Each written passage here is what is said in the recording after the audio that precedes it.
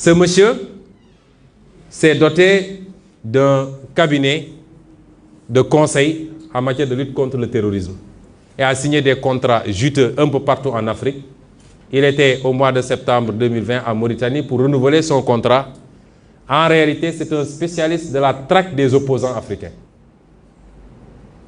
Tout opposant africain est terroriste pour lui.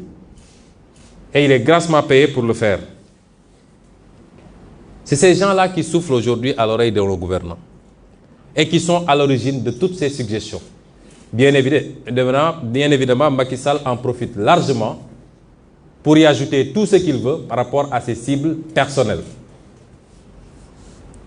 Je ne parle même pas de tous ces agents de renseignement, particulièrement de la France et autres barbouzes qui pullulent dans notre pays, toujours prêts à exécuter les basses besognes comme du temps de Focard.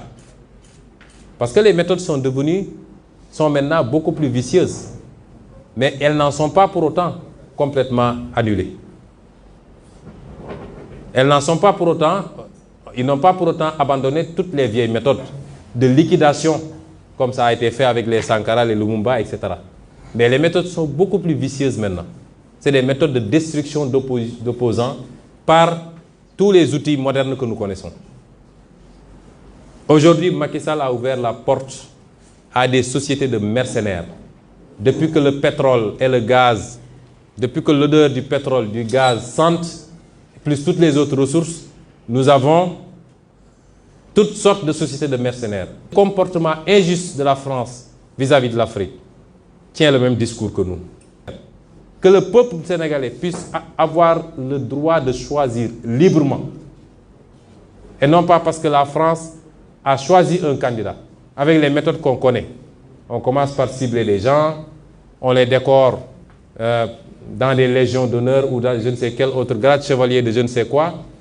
On les inscrit dans des loges maçonniques et on leur dit préparez-vous, ce sera vous après. Même l'hypothèse où Macky Sall ne pourrait pas passer, nous savons qui est en train d'être préparé par la France. Cela doit cesser, ça ne se passera plus comme ça. Que l'on soit bien clair, nous n'avons rien contre le peuple français.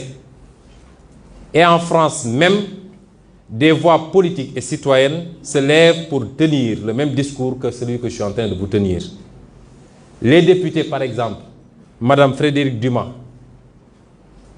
qui intervient régulièrement sur la tribune de l'Assemblée, qui écrit régulièrement au ministre des Affaires étrangères, puisqu'elle est membre de la Commission des Affaires étrangères, pour soulever ce comportement injuste de la France vis-à-vis de l'Afrique, tient le même discours que nous.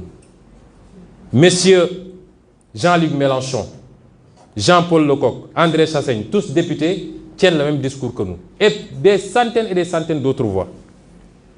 L'ONG Survie, comme d'autres ONG, font un travail extraordinaire dans le même sens.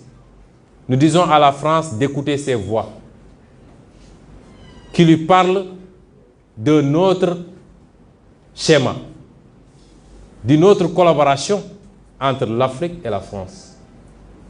Beaucoup plus juste, beaucoup plus équitable, mais beaucoup plus durable.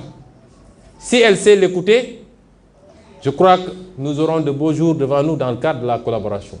S'il ne sait pas l'écouter, pensant pouvoir continuer à fonctionner comme du temps de nos grands-papas, cette jeunesse africaine ne l'accepte plus. Il faut que la France se prépare à une rupture définitive et à quitter l'Afrique. Parce que l'Afrique appartient aux Africains, elle n'appartient pas à la France. Elle n'appartient à personne d'autre, ni la Chine, ni les États-Unis, ni personne. Et les Africains veulent prendre le destin en main enfin.